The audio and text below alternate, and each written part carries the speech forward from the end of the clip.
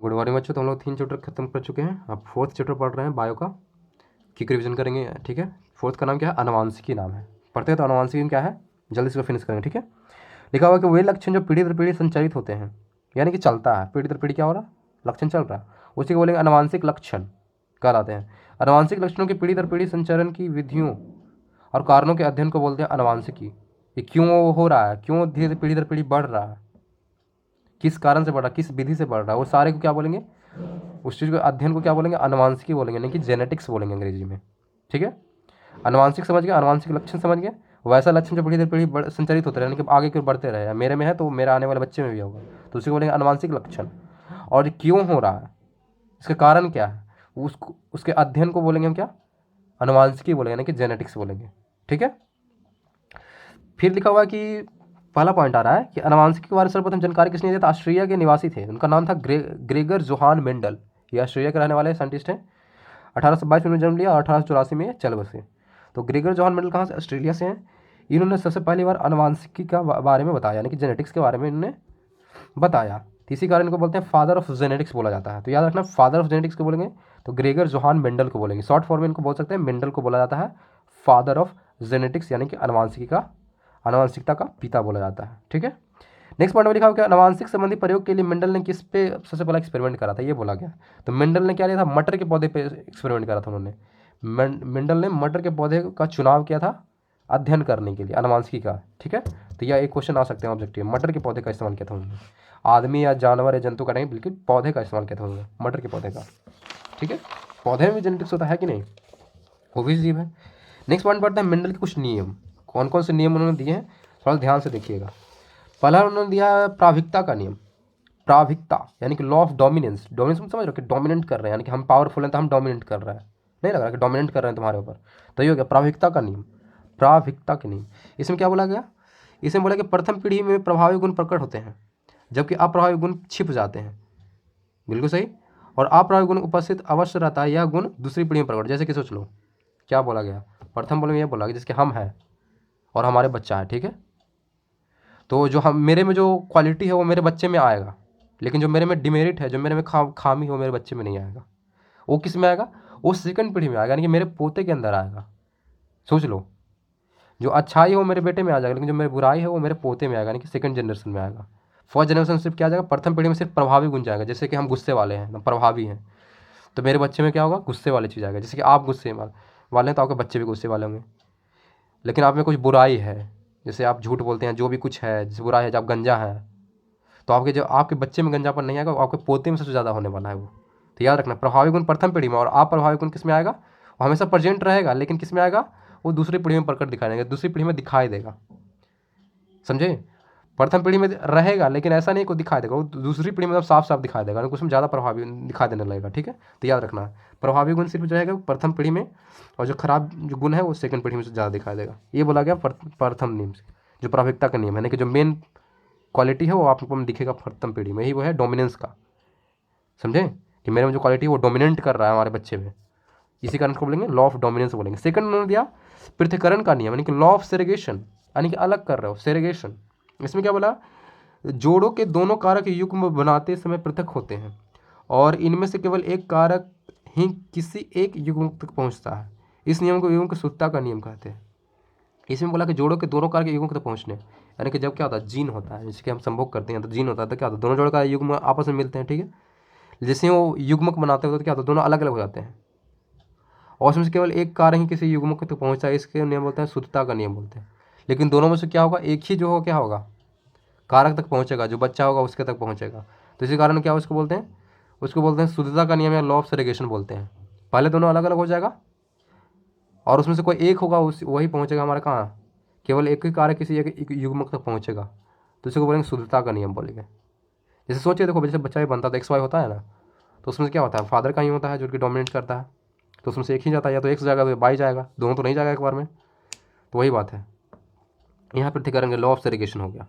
Third में पढ़ते हैं स्वतंत्र अभिवन का नियम, लॉ ऑफ इंडिपेंडेंट एजॉर्टमेंट। इसमें बोला कि दो जोड़ी विपरीत लक्षणों वाले पौधे के बीच संकरण करा जाता है, ठीक है।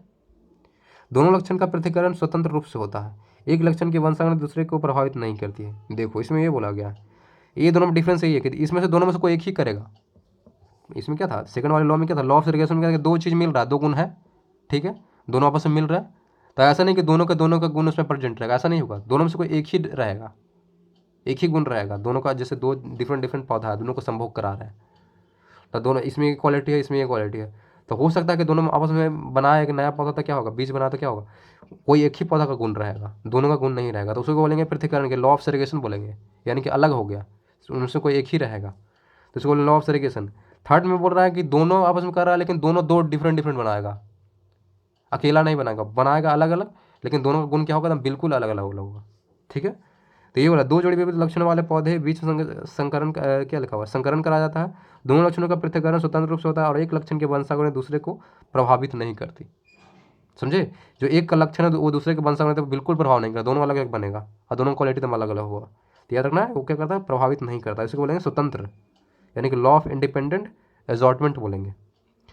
फिर आते हैं कुछ पॉइंट्स हैं, उसके बारे में जान लेते हैं। तो डब्ल्यू वाटसन ने क्या लिखा था, 1905 में सर्वप्रथम उन्होंने जेनेटिक्स नाम का उपयोग किया था। जो जेनेटिक्स शब्द है वो तो मान रहे हैं कि फादर बोलते हैं मेंडल को, लेकिन जो शब्द दिया गया था वो मेंडल के द्वारा नहीं दिया गया, तो किसके द्वारा, डब्ल्यू वाटसन के द्वारा दिया गया, जो जेनेटिक्स शब्द है 1905 में दिया गया था जेनेटिक्स शब्द, किसके द्वारा था, डब्ल्यू वाटसन के द्वारा, याद रखना ऑब्जेक्टिव में आएगा। नेक्स्ट पढ़ेंगे, जोहानसेन ने 1909 में सर्वप्रथम जीन शब्द का प्रयोग किया था। जीन शब्द का प्रयोग किसने किया था सर्वप्रथम, तो जोहानसेन ने किया था, याद रखना, जोहानसेन ने 1909 में जीन शब्द का इस्तेमाल किया था, खोज नहीं बोला, शब्द का इस्तेमाल किसने किया, जोहानसेन ने किया।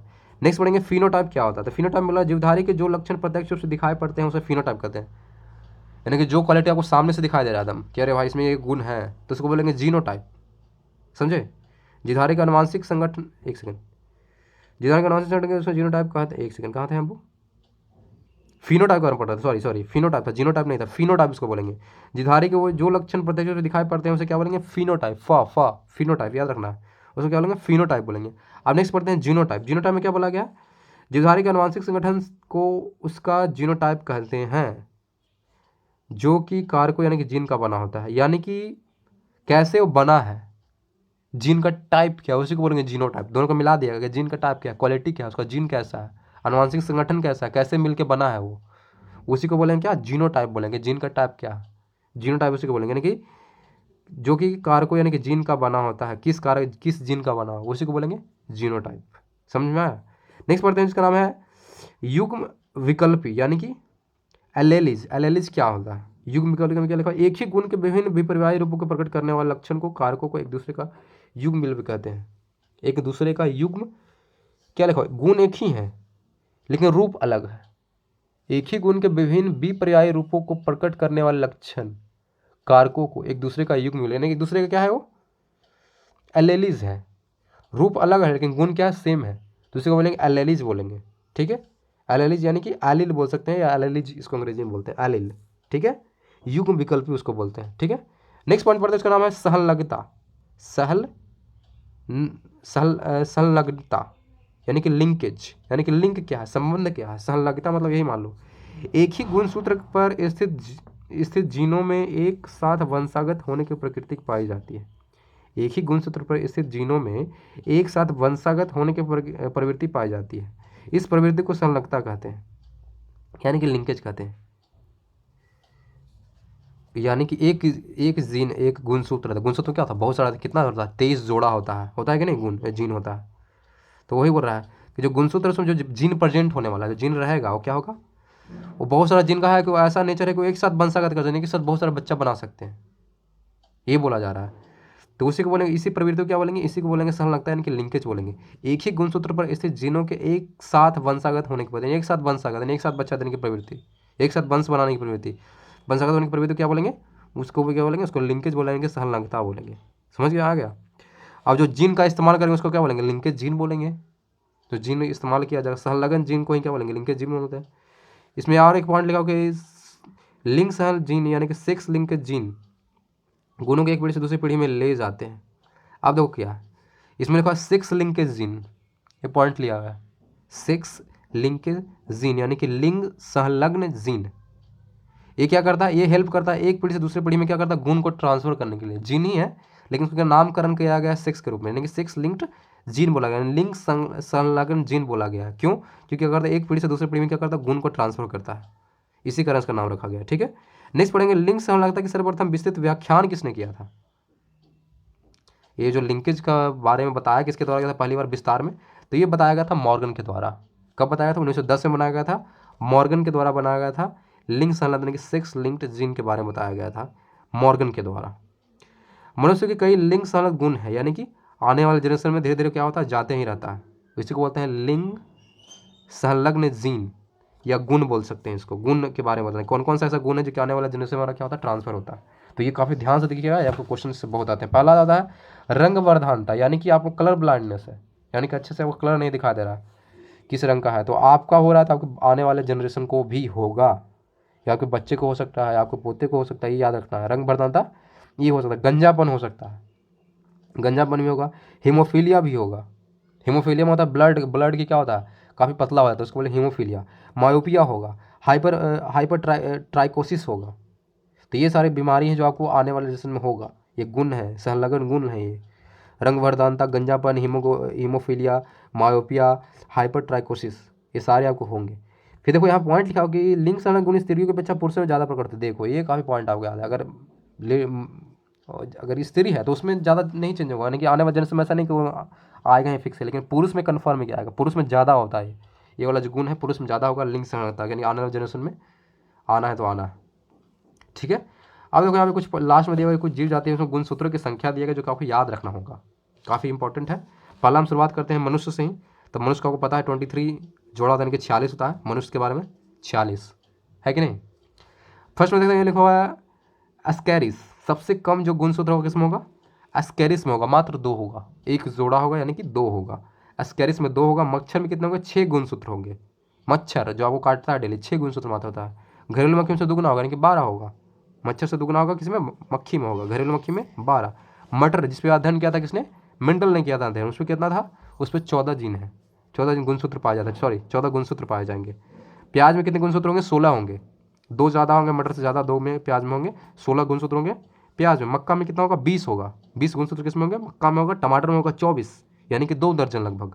याद रखना टमाटर में कितने, 2 दर्जन, यानी कि 24 होने वाले हैं गुणसूत्रों की संख्या। मेढक में होगा 26, मेढक जो टटराता है उसमें क्या होगा, 26 गुणसूत्र होंगे।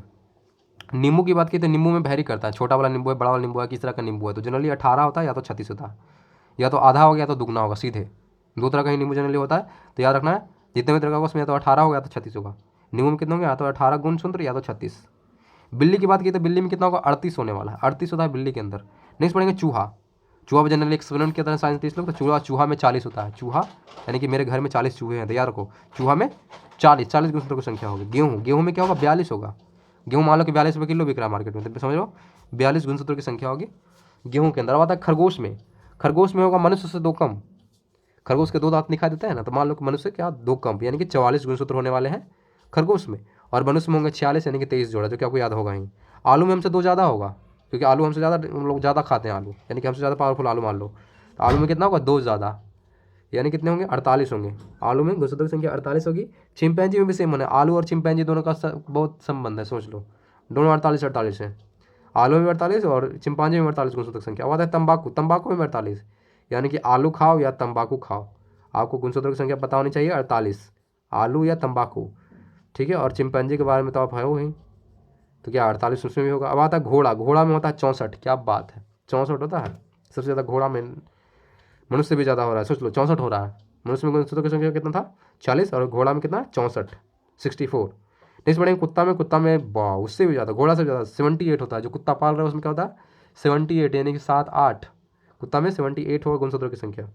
कबूतर में होगा कितना, 80 होगा, वाह कबूतर में कितना, 80 होगा क्या जिन गुणसूत्रों की संख्या।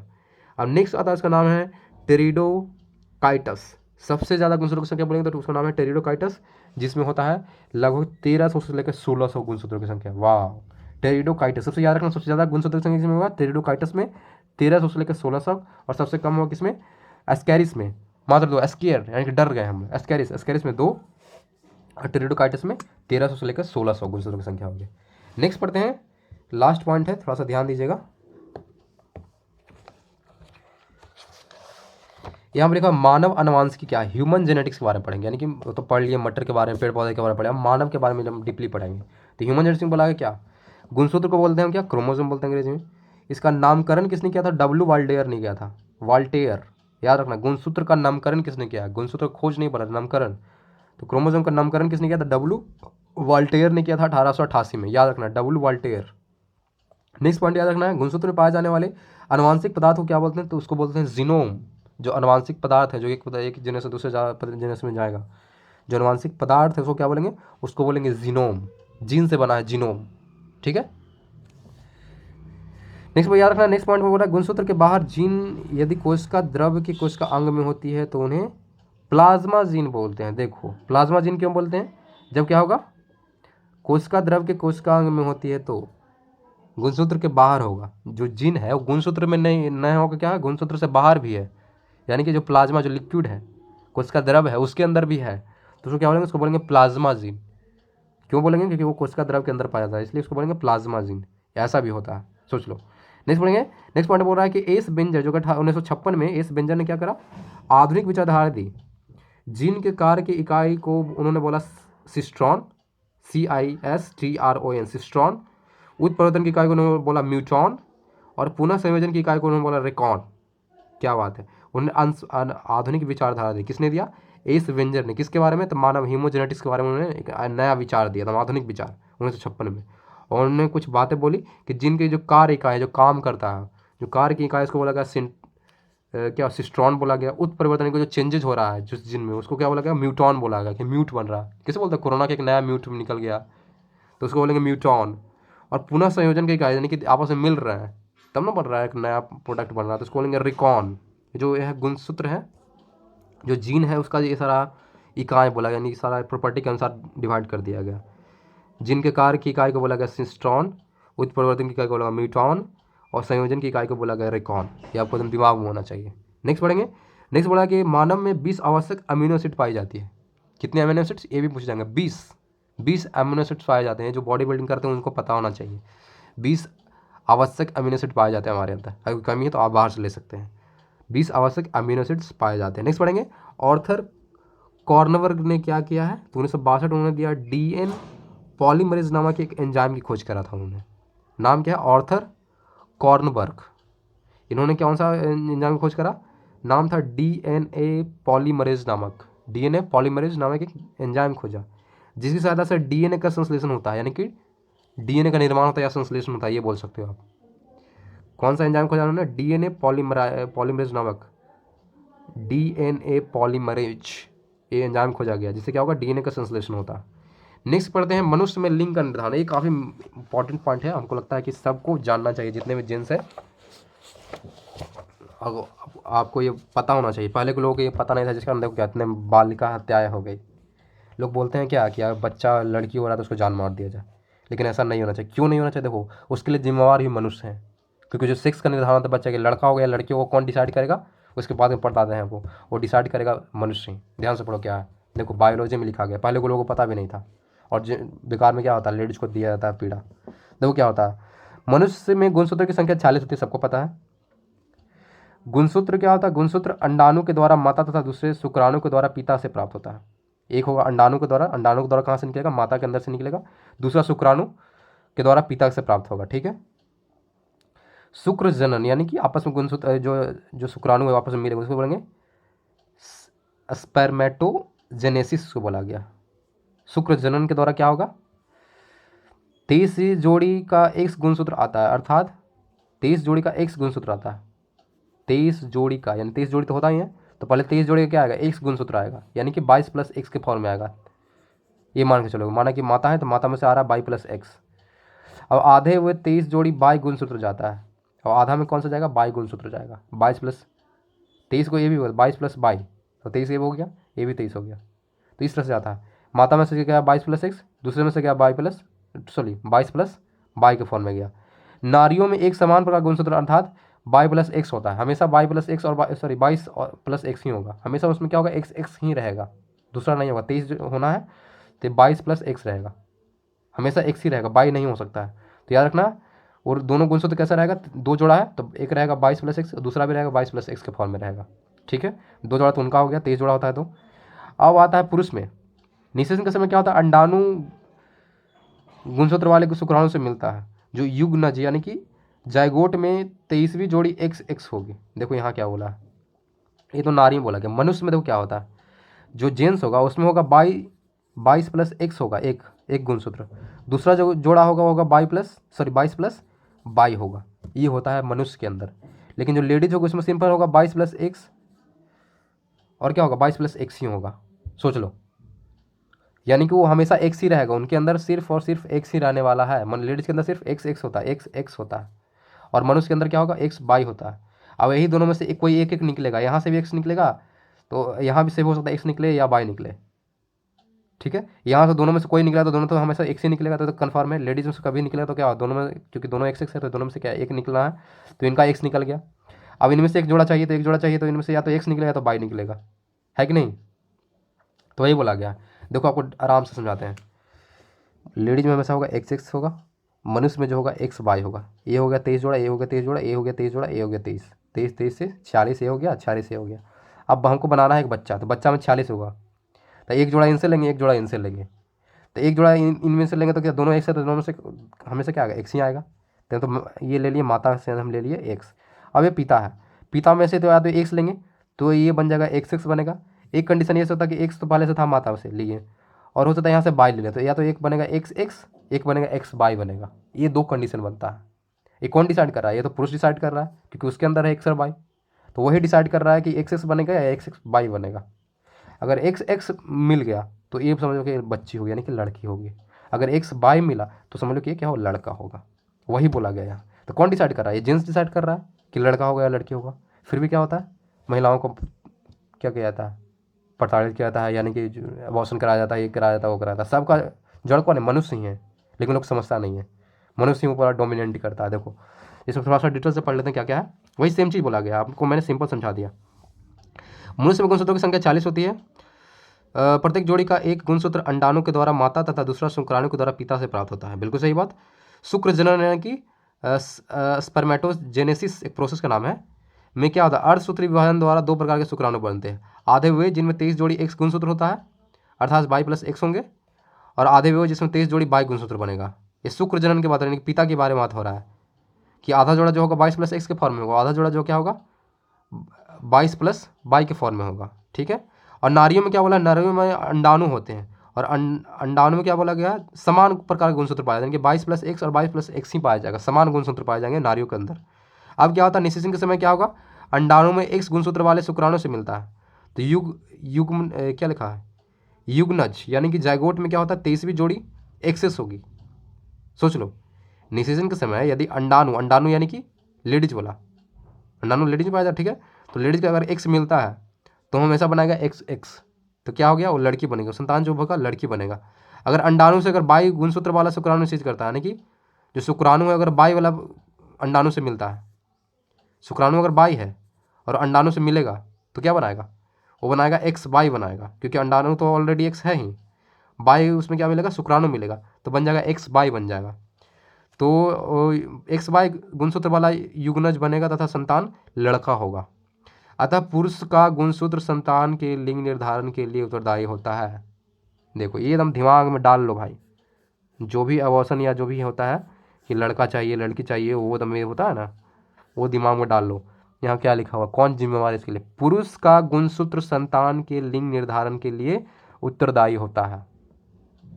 समझ में आया, पुरुष, महिलाएं नहीं, इसलिए महिलाओं पर अत्याचार नहीं, पुरुष पे होना चाहिए था। तो क्या होता है, ये पुरुष इसका मेन रीजन है। यहाँ नेक्स्ट लिखा हुआ है, प्रखनली शिशु के मामले में निषेचन प्रणाली अंदर होता है। देखो यहाँ क्या बोला है, प्रखनली में बनाया जाता है बच्चों को। प्रखनली में क्या होता है, सिंपल क्या लगते हैं, जो प्रखनली के द्वारा क्या होता है, क्या होता है, शुक्राणु को डायरेक्ट ले लिया जाता है पाइप में और डायरेक्ट डाल दिया जाता है। निषेचन होता है प्रखनली के द्वारा होता है, प्रखनली के अंदर होता है, ये बोला गया है। इसे बोलते हैं प्रखनली शिशु, यानी कि अंदर होता है, यानी कि डायरेक्ट सेक्स के द्वारा नहीं बच्चा पैदा किया जाता है। एक होता है एक प्रोसेस के द्वारा प्रखनली की हेल्प से करवाया जाता है, तो उसी को बोलेंगे प्रखनली शिशु। ये आपको पॉइंट याद रखना है, ठीक है। और ये हमेशा याद रखना कि लिंग निर्धारण कौन करता है, मनुष्य करता है, ना कि लेडीज। तो आज के लिए इतना ही, मिलते हैं अगले क्लास में। आज का था जो टॉपिक अनुवांशिकता वो फिनिश हो गया। तो आज के लिए इतना ही, थैंक यू।